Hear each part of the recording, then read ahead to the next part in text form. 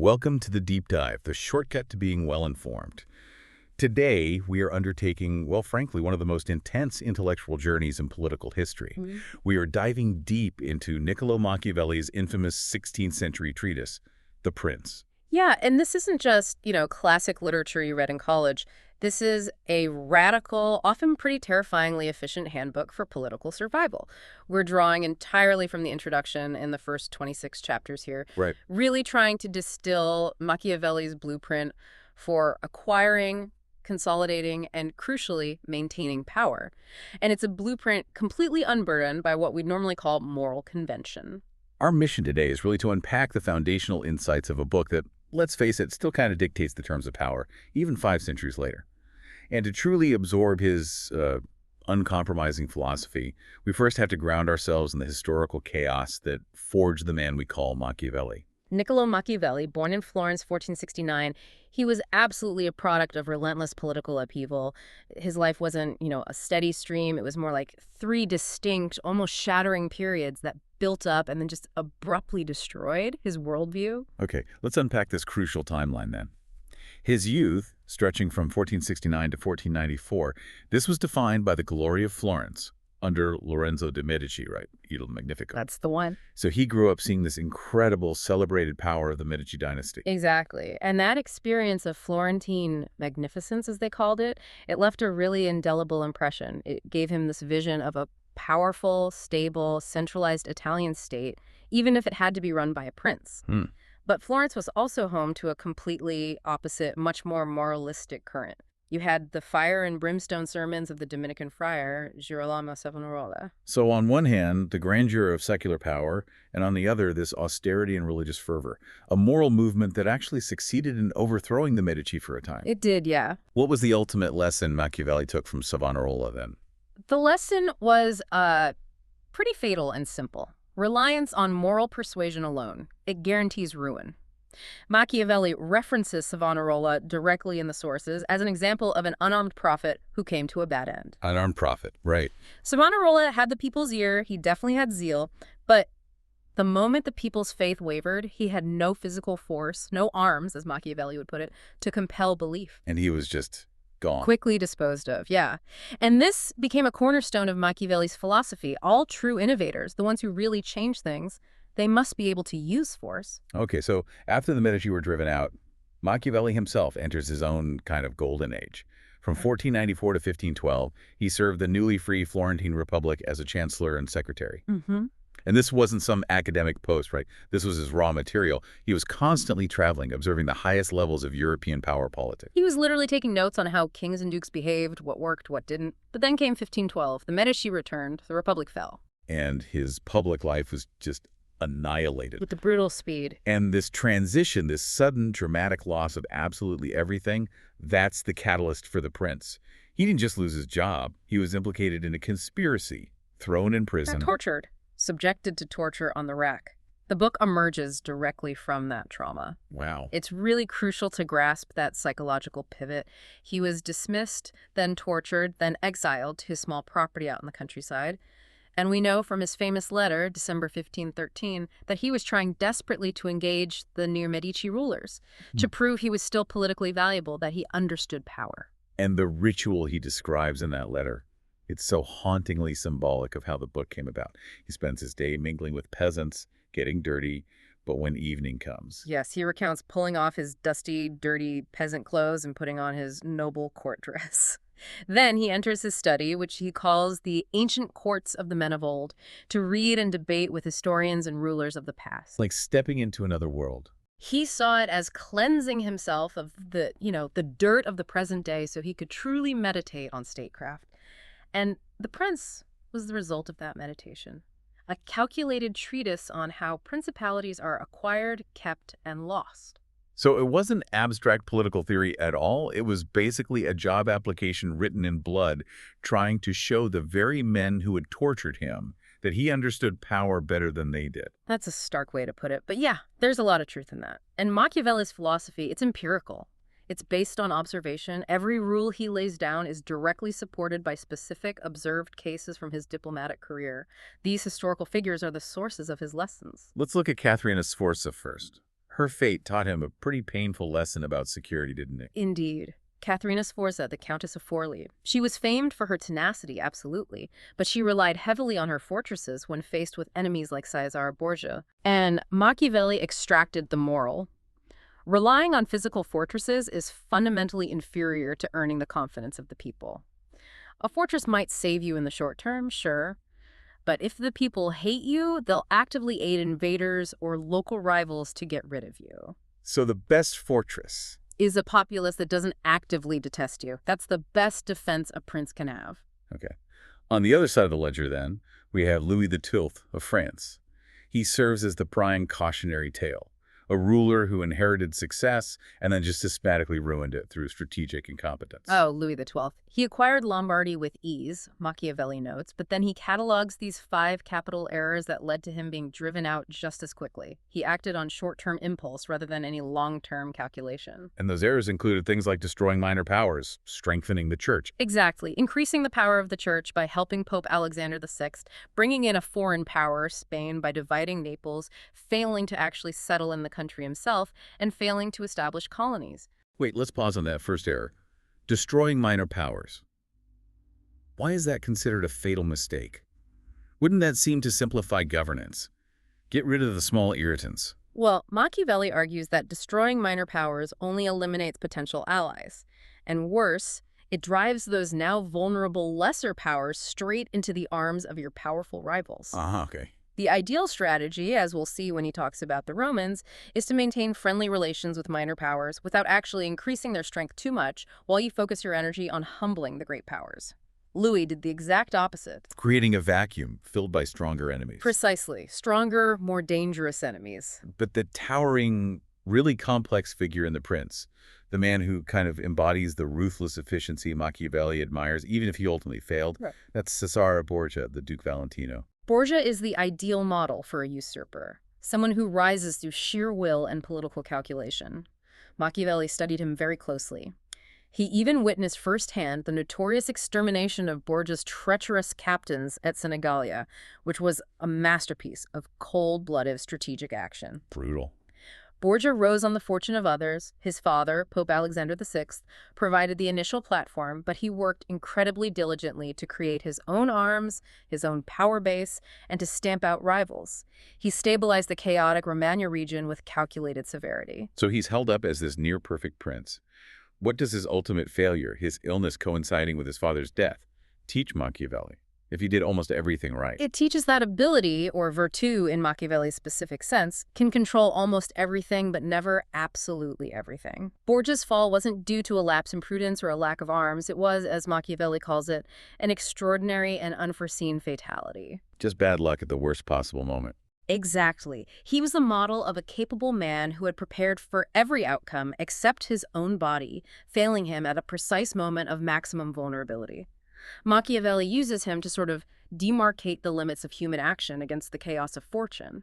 And speaking of fortune, you mentioned Pope Julius II. He demonstrated how acting according to the spirit of the times can bring huge success. Julius II succeeded because he was just characterized by impetuosity and audacity. He acted quickly, boldly, often securing his aims before opponents could even organize. He didn't wait around. No. And Machiavelli observes, quite famously, that fortune resembles a woman, and she favors the bold, the young, and audacious who are willing to strike her, basically. Had Julius lived longer, though, a time requiring caution would likely have ruined him because he was constitutionally incapable of subtlety or delay. So his success wasn't pure wisdom. No, it was a perfect but momentary alignment of his inherent nature with the prevailing circumstances. Okay, finally, Ferdinand of Aragon, the King of Spain. Yeah. What lesson does this highly successful king offer? He seems quite different. Ferdinand demonstrates the power of appearance. He achieved incredible greatness while consistently masking his true intentions. Machiavelli describes him as constantly preaching peace and good faith, while actually lacking mercy, faith, humanity, or integrity in practice. The ultimate political actor. He was the masterful political dissembler, accomplishing great things under the cloak of religion. He provides the practical proof that the perception of virtue is often more politically powerful than virtue itself. What's really remarkable here is the neutrality. Machiavelli isn't judging them morally, is he?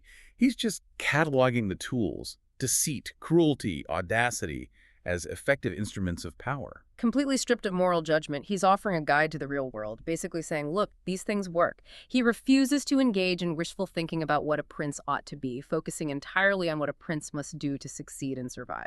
Okay, moving from that historical grounding to the actual mechanics of statecraft. Yeah. Machiavelli starts simply. All states are either republics or principalities, and principalities are either hereditary or new. Right. And hereditary states, they're the easiest to hold. They are the political equivalent of just coasting along.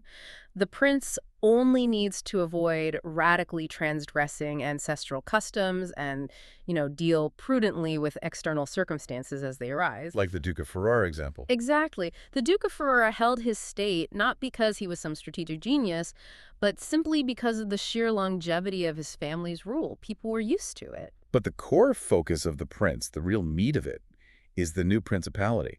And Machiavelli is very clear. Acquiring a new state is inherently difficult. Why is that act of change so destabilizing? Because men willingly change rulers hoping to better themselves. They believe the new prince will solve all their problems, but they are inevitably disappointed. Why inevitably? Because a new prince, in consolidating power, must impose necessary burdens. New taxes, new officials, moving soldiers around. He inevitably creates enemies out of those he has wronged, just making over.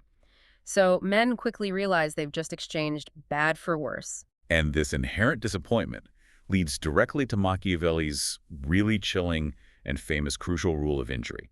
This is one of the most misunderstood pieces of advice, I think. Machiavelli states that people can and will avenge lighter injuries, but they cannot avenge serious, crushing ones. Therefore, men ought either to be well treated or crushed. No middle ground. Why is it essential to crush them, rather than just injure them moderately? What's the logic there? The calculated logic is this. If you absolutely must inflict an injury, say, executing key opponents or imposing a really heavy tax, it has to be done decisively, all at one time. Get it over with quickly. Exactly, so that the wound is tasted quickly and then the grievance is minimized. People forget the initial shock because they're soon distracted by new events or maybe some benefits. But if you inflict injuries little by little, dragging them out over time... Death by 1,000 cuts. Right. The populace lives in constant fear, the feeling of grievance never subsides, and eventually they organize for revenge. So, strategic cruelty is about maximizing the efficiency of the pain and minimizing the time frame of hatred. And conversely, benefits should be given out slowly. Precisely. Benefits should be dispensed little by little, so their flavor lasts longer, keeps people happier over time. It's the calculated application of severity to achieve long-term stability. The injury is a sudden surgical cut. The benefit is a long, slow drip. Hashtag 2.2 strategies for holding mixed states, annexations. Machiavelli then turns to annexations, adding territory. If the annexed state has a similar language and customs, he says the job is relatively easy. Yeah, the crucial steps are pretty simple in that case. Destroy the family of the former prince, get rid of that symbol, and crucially, do not change their existing laws or their taxes if you can possibly avoid it. Why not? Because that preserves the basic societal structure they're used to. It eliminates the symbolic head of resistance while keeping daily life familiar. France's annexation of Brittany and Burgundy serves as his successful model here. Preserving existing structures allows the new territory to quickly become one body with the old state. Okay, but when you acquire a state that differs significantly in language, customs, laws, a truly mixed state, that requires, as he puts it, good fortune and great energy. What are the two best courses of action then? The first, and maybe the ideal course, is to reside there in person. Or live there. Go live there. This is the model set by the Ottoman Sultan in Greece, the Turk in Greece, as Machiavelli refers to him. Being physically present ensures that disorders are seen as they arise and can be quickly remedied, often just through the prince's personal authority. And it stops local officials getting out of hand. Crucially, yes. It prevents the country from being pillaged by your own officials, and subjects feel they have prompt recourse to the ruler if something goes wrong. They feel closer to power. Okay, that makes sense. What's the second course? He says it's even more pragmatic. Send colonies. Colonies. Why colonies? The advantage of colonies is primarily financial and logistical. They are a better course than maintaining large, expensive standing armies in the new territory. Colonies only injure a small minority of the existing population. specifically those whose lands and homes are seized to give to the colonists. Right. And Machiavelli notes very coldly that this injured minority is now poor, scattered, and basically unable to harm the prince. Meanwhile, the vast majority, being uninjured, are easily kept quiet.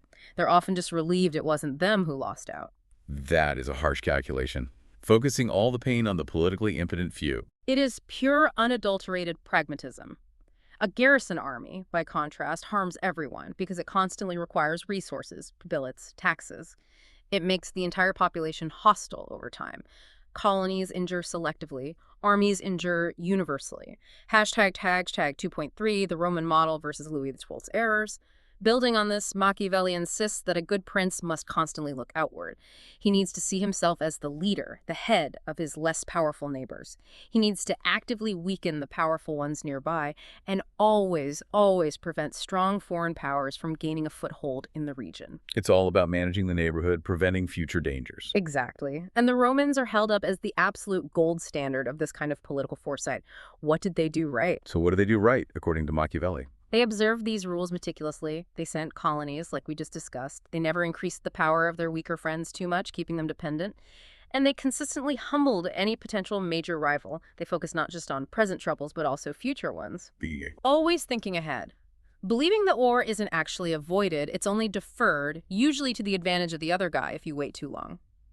They chose to fight Philip and Antiochus over in Greece rather than waiting for them to bring the fight to Italy. Like dealing with an illness early. That's his analogy. The physician dealing with a fever when it's hard to detect but easy to cure, not waiting until it's obvious but impossible to cure.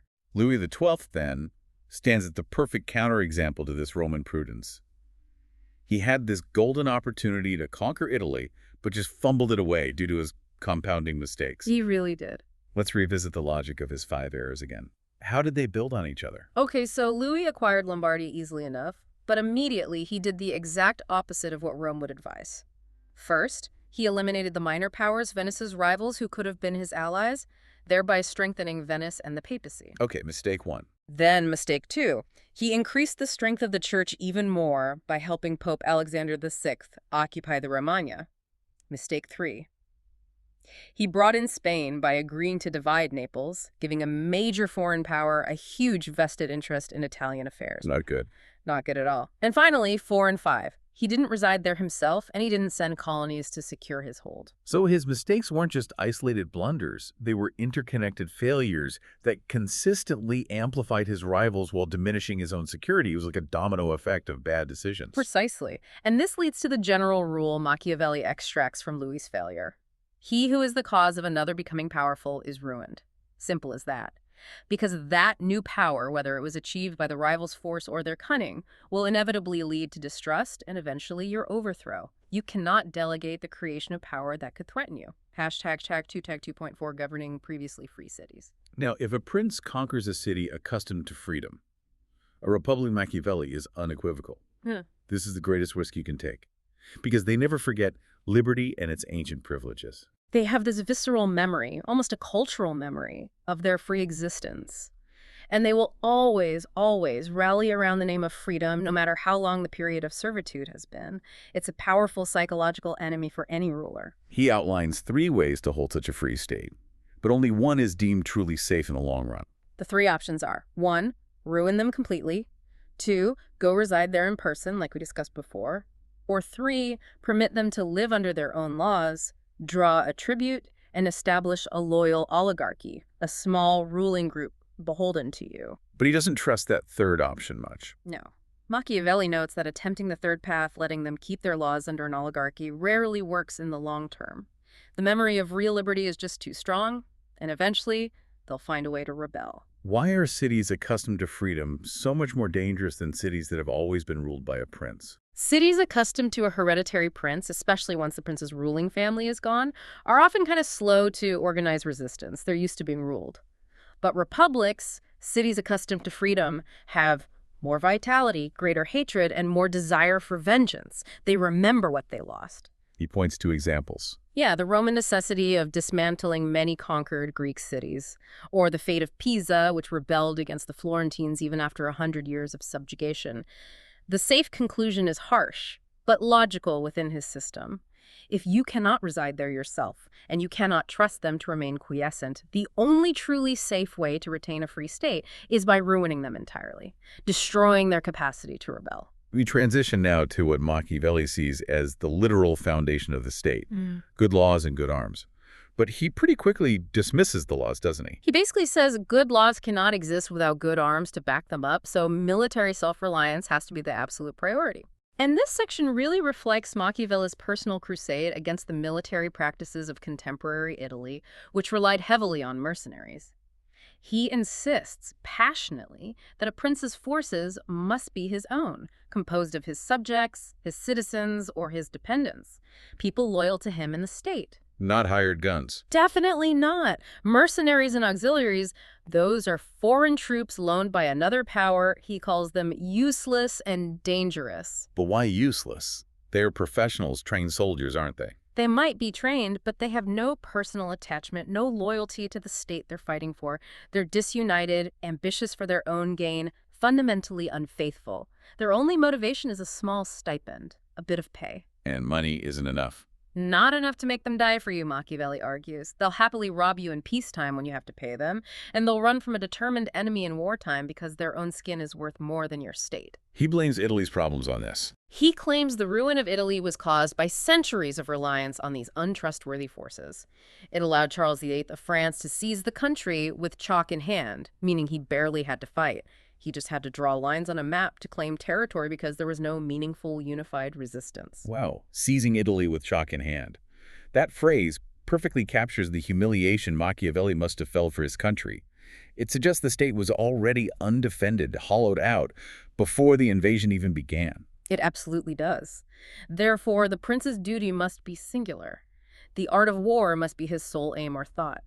Neglecting this art, he says, causes a state to be despised by others and ultimately lost. He uses the Sforza family as an example. Yes, the sons of Francesco Sforza.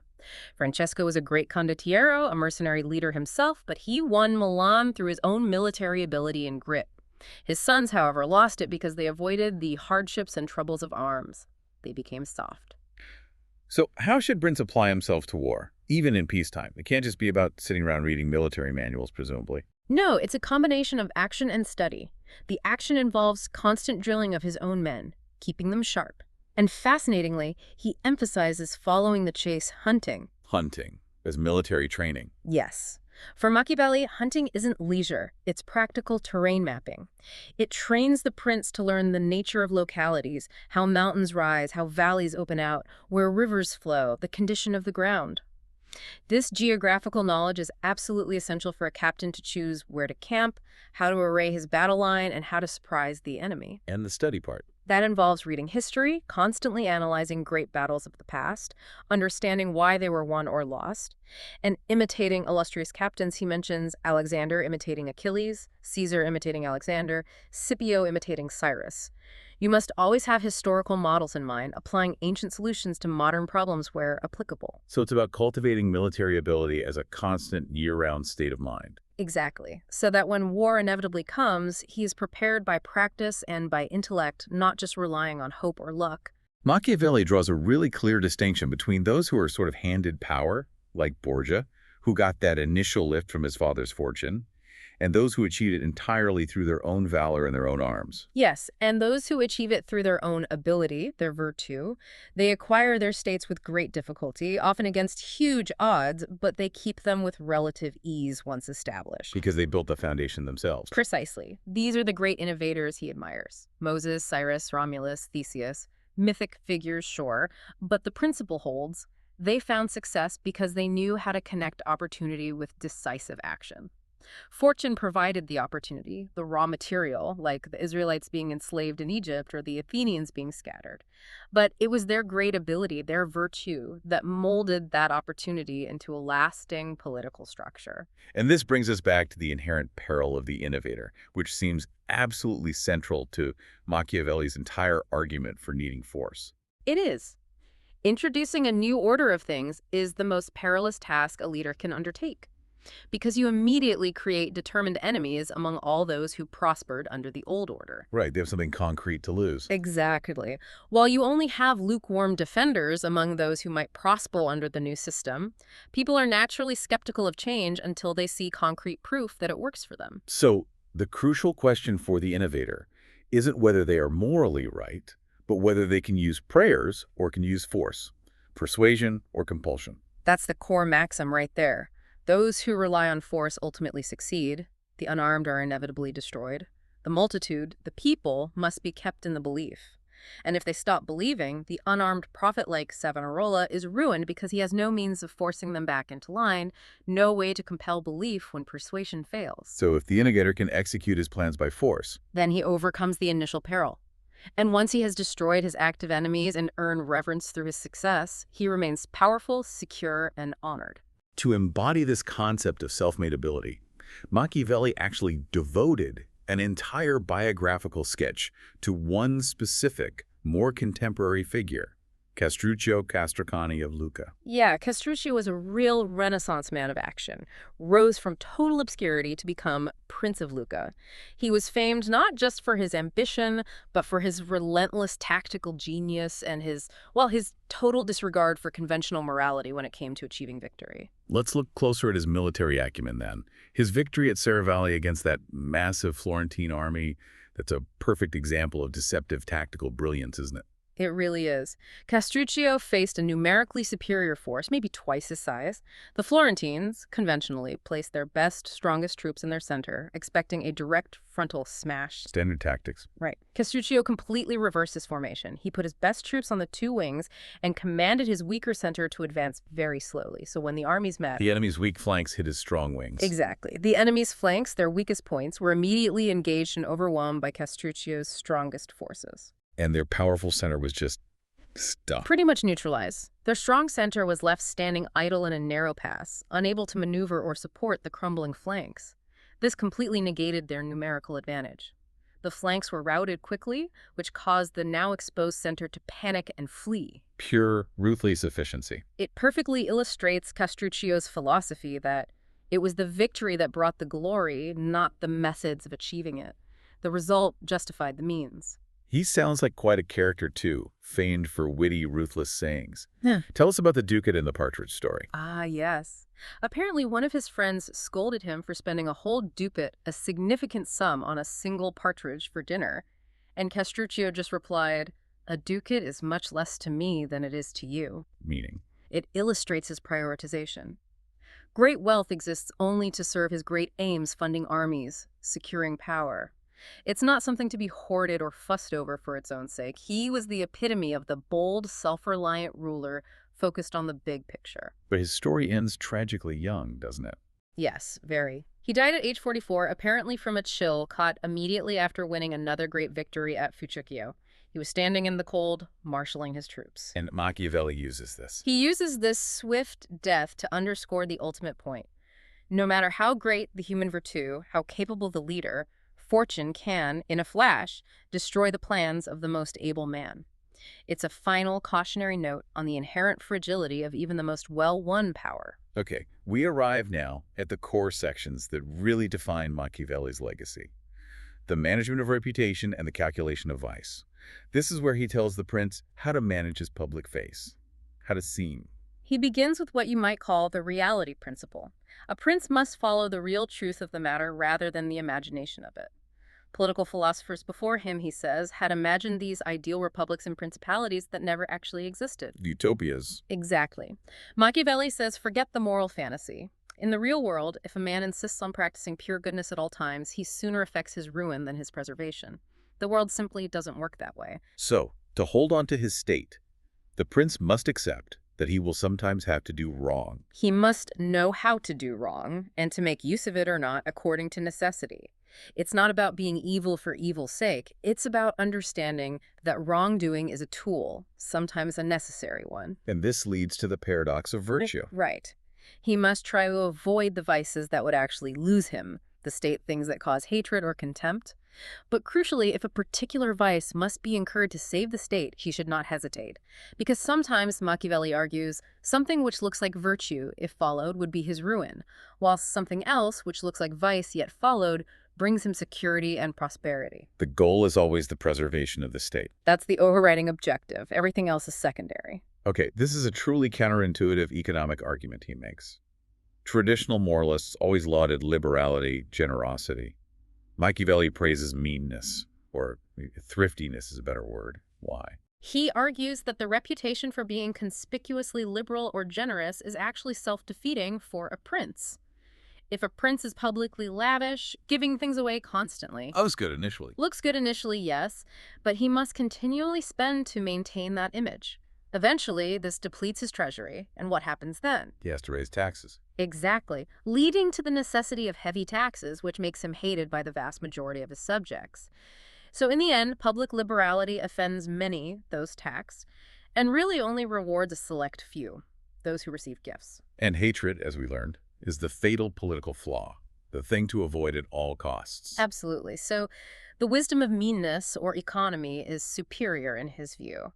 By being sparing with his own money, and crucially the money of his subjects, his economy allows him to defend the state and engage in necessary enterprises without burdening the people excessively. So by not taxing the masses constantly? He remains, if not loved, at least not hated by the majority. And that's more secure. Machiavelli points to figures like Pope Julius II, who funded his ambitious wars through long thriftiness, and Ferdinand of Aragon, who achieved greatness while successfully maintaining a reputation for meanness. It shows it's a functional, effective policy. So the distinction is crucial. Be sparing with your own treasury and your subjects' wealth. But he does advise the prince can be lavish with the money of others, right? Like wealth gained from conquered enemies. Oh, yes. Generosity is perfectly fine, even advisable, when you're spending the spoils of war or the fortunes plundered from others. That doesn't cost your people anything. It's fatal only when the source of funds is your own treasury, because that source inevitably runs dry and leads to taxing your own populace. Hashtag 4.3, fear, love, and trust. All right, here we are. The most quoted and perhaps the most infamous piece of advice in the entire book. Is it better to be loved than feared or feared than loved? And since it's very difficult to maintain both simultaneously, especially under pressure, Machiavelli concludes it is much safer to be feared than loved. Safer? Why safer? The reasoning is simple and deeply cynical about human nature. Love, he says, is volatile. It's held by a chain of obligation which, because men are ungrateful, fickle, false simulators and dissimulators, they will break without hesitation whenever it serves their own profit. Love depends on the people's feelings, which you don't control. Okay. Fear, however, is maintained by a dread of punishment, which is constant and never fails. Fear is something the prince can control through the judicious application of consequences. But this isn't just an instruction to be a senseless tyrant, right? Yeah. There's a necessary and absolutely critical caveat here.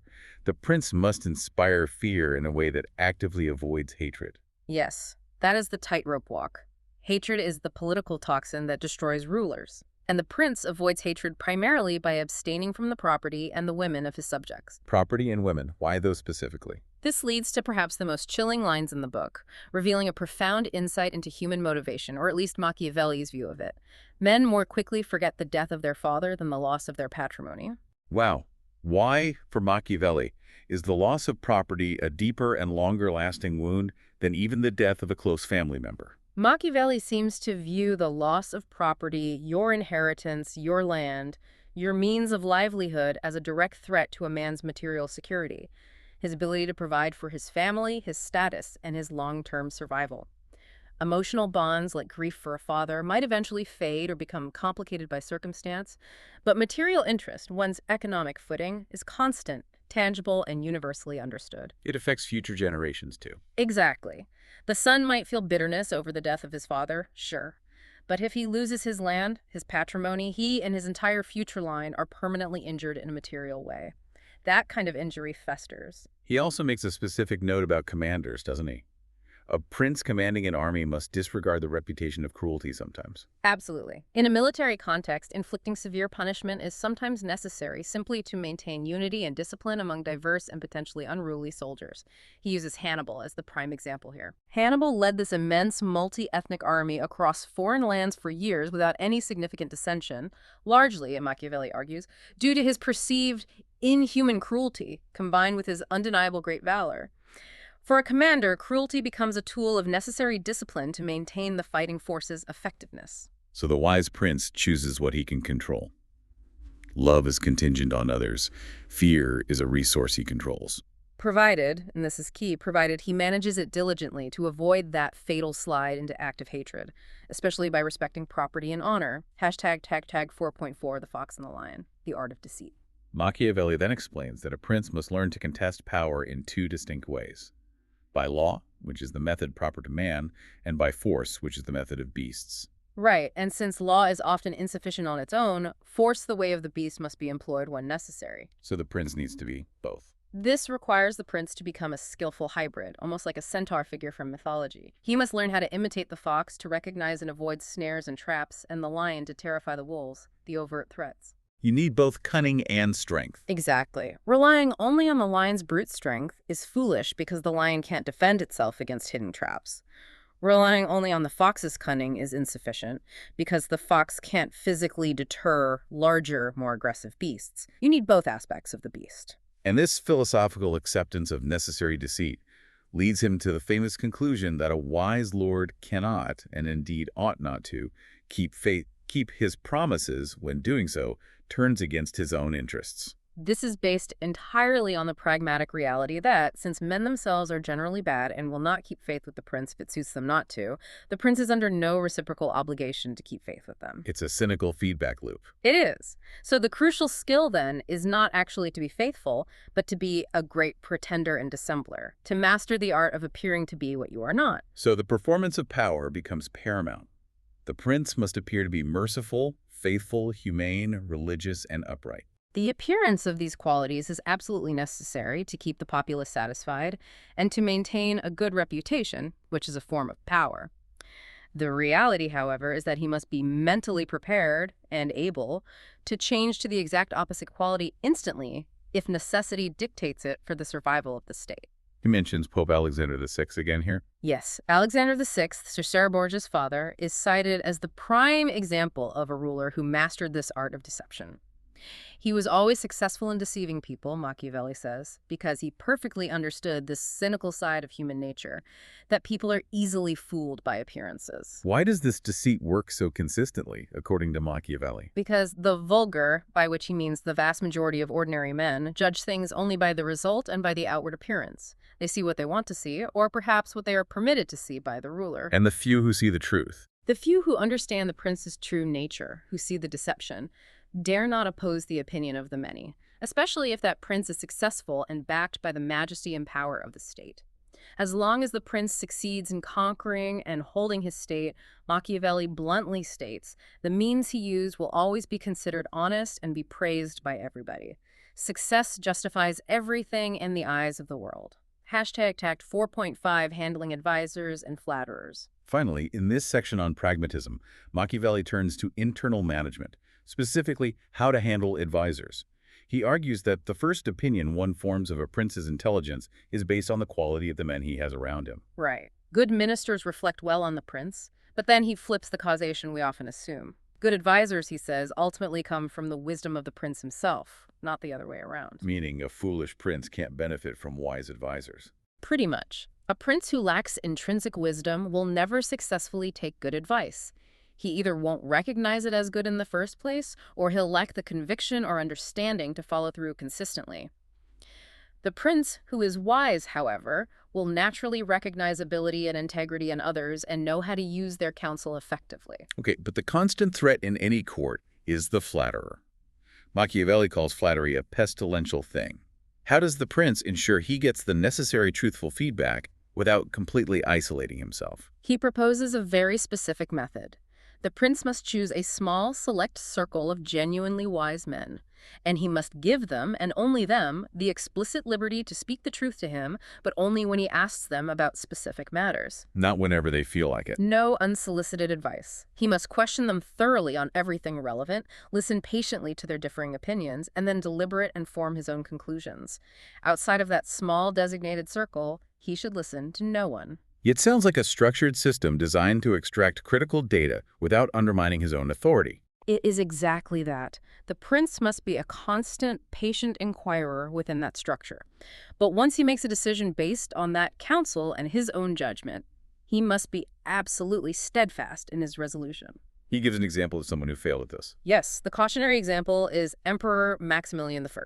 Maximilian was apparently very secretive and rarely consulted anyone properly, but when he did let his plans be known, they were immediately obstructed because everyone then felt free to offer contrary opinions. Machiavelli's point is that a wise prince must be neither secretive to the point of crippling isolation, nor so open to all counsel that he's seen as constantly changing his mind, which leads directly to contempt. Find the balance. Okay, moving towards the end of the book. Machiavelli looks around at the Italian princes who had recently lost their states, Naples, Milan, others, and he explicitly rejects the popular idea that bad luck or fortune was the primary culprit. Yeah, he's quite blunt about it. He analyzes their failures and determines the losses were primarily due to consistent defects in the men themselves, in the princes. The failures were generally twofold. First, a fundamental failure in arms, mostly relying on those useless mercenaries we talked about. Right. And second, even if the people were relatively friendly towards them, they often failed to properly secure the loyalty or neutralize the threat of the powerful nobles within their state.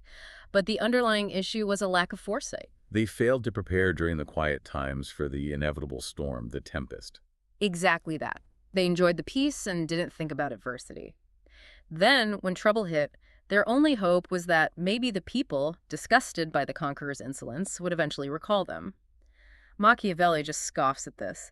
Deliverance that depends upon others, he says, is worthless and insecure. True security. Must depend on yourself and your valor. Your own preparations, your own strength, your own foresight. These princes suffered from the fundamental defect of man. They failed to take personal responsibility for their own security, choosing instead to trust in luck or hope for rescue. It was sloth, not fortune, that undid them. Hashtag tag 5.2, Fortune versus Free Will. So after outlining all these incredibly detailed, actionable strategies for princes, Machiavelli still has to grapple with the role of fate, of fortune. How much credit does he ultimately grant to fortune in human affairs? It's a really interesting balance he tries to strike. He concedes that fortune might well be the arbiter of one half of our actions, maybe even more. He acknowledges its immense power, but he passionately maintains that fortune leaves us, humankind, free will to direct the other half. He absolutely refuses the idea of total surrender to fate or destiny. And he uses that powerful analogy of fortune as a raging river. Yes, it's a very vivid image. Fortune is like a torrential river that floods, overflows its banks, and sweeps everything away. But, he insists, it only does catastrophic damage in places where people have failed to prepare adequately. In fair weather, when the river is calm, we can build defenses and barriers, dikes and canals, representing human prudence and valor to constrain fortune's force when the floods inevitably come. And Italy, for him, lacked these defenses. Italy, he laments, is like an open country without barriers, suffering terribly because its leaders and people have not built up the necessary political and military defenses to withstand the floods of foreign invasion and internal strife. This means that success often depends heavily on the alignment of one's personal methods with the specific spirit of the times. Exactly. The cautious man, using cautious methods, might succeed brilliantly when times require caution. But that same cautious man is absolutely ruined when the times suddenly demand boldness and decisive action. And vice versa for the impetuous man. The ultimate political failure, in this view, lies in a leader's inability to adapt his nature, to deviate from his ingrained character when circumstances change. He brings up Pope Julius II again. Yes, as the perfect example. Julius's audacity and impetuosity perfectly matched the turbulent times he operated in, bringing him incredible success. But Machiavelli speculates, had the time shifted to require patience, diplomacy, and delay, Julius would undoubtedly have been ruined because he simply could not force himself to change his fundamental approach. He only knew one way. So, if adaptability is the highest form of political skill, Why does Machiavelli then conclude, rather strikingly, that it is generally better to be adventurous and bold than cautious? This is the final fiery burst of his personality coming through, I think. He insists that fortune is ultimately better mastered by those who are adventurous, daring, even aggressive. Because, and here's that famous controversial line again, fortune is a woman, and if you wish to keep her under, it is necessary to beat and ill-use her. Wow. He observes that she seems to let herself be mastered by the audacious rather than by those who proceed cautiously. And therefore, like a woman, she is always a friend to younger men because they are less cautious, more violent, and command her with greater audacity. It's a final, urgent call for passionate, forceful action over passive waiting or overthinking. Take the initiative. Hashtag, half pint 3, the exhortation, the purpose of the book. And this brutally pragmatic, often cynical book culminates, perhaps surprisingly, in an intensely emotional, patriotic call to action. The final chapter, the exhortation directed specifically to the Medici family, who are back in power in Florence. Yes, and this chapter really reveals the true driving force behind the whole text, I believe. Machiavelli isn't just teaching political mechanics or even teaching evil for its own sake.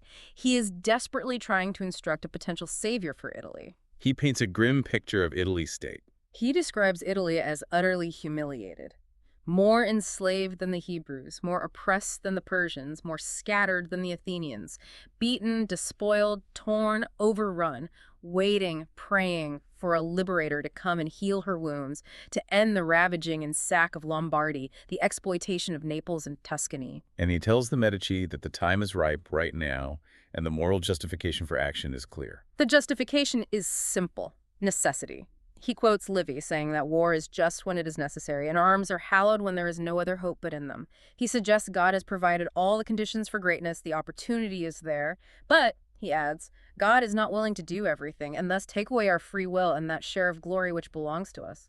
The rest is up to human action, human virtue. And the absolute key to this liberation, tying all the way back to his foundational lesson, is military reform, creating their own army. Absolutely essential. The new prince must establish his own forces, forget mercenaries, forget auxiliaries. Machiavelli even closes with a specific strategic idea. A new kind of Italian infantry must be developed, one that combines the strengths of existing foreign forces while specifically leveraging their known defects. He analyzed the Swiss and Spanish armies. Yes. He notes the formidable Swiss pikemen fear close combat infantry charges, and the Spanish infantry, though excellent, fear cavalry. By developing a superior, specialized Italian fighting force designed to exploit these weaknesses, the prince can create an army capable of resisting any foreign power and ensuring Italy's stability through its own strength. And the final rallying cry, taken from the poet Petrarch. A truly stirring quote. Virtue against fury shall advance the fight, for the old Roman valor is not dead, nor in the Italians' breasts extinguished. The ultimate purpose of the prince, this dark manual, is actually intended to revive that ancient Roman valor, albeit through modern, sometimes necessarily ruthless methods. Hashtag outro. So, we've completed our deep dive into the foundational chapters of The Prince. We've really seen that Machiavelli's system is built on, well, the calculated necessity of strategic cruelty, financial frugality, absolute military self-reliance, and perhaps most subtly, the calculated performance of virtue. It really is a profound and often disturbing exploration of what power is, not what we might wish it were. He showed us that a successful ruler has to utilize both the man law and intellect, and the beast force and cunning. You have to be both the lion and the fox. And as you, listening, reflect on these lessons, consider the modern relevance. Because it's definitely not confined to 16th century Italy. Look beyond politics to major corporations, competitive industries, even maybe interpersonal dynamics sometimes. Machiavelli's principles of managing appearance, focusing resources ruthlessly, and strategically eliminating small threats or rivals. They're arguably used every single day. That's a sobering thought. So which element seems to dominate today? Is it the lion's overt, commanding strength? Or is it the fox's cunning, that constant dissembling, the meticulous management of public perception, the strategic maneuvering behind the scenes? It's a good question. And if we perhaps see the fox winning out more often than not, what does that quiet, constant performance of deceit tell us about who truly secures and holds power in her own time? That's the question Machiavelli, maybe unintentionally, leaves us grappling with centuries later.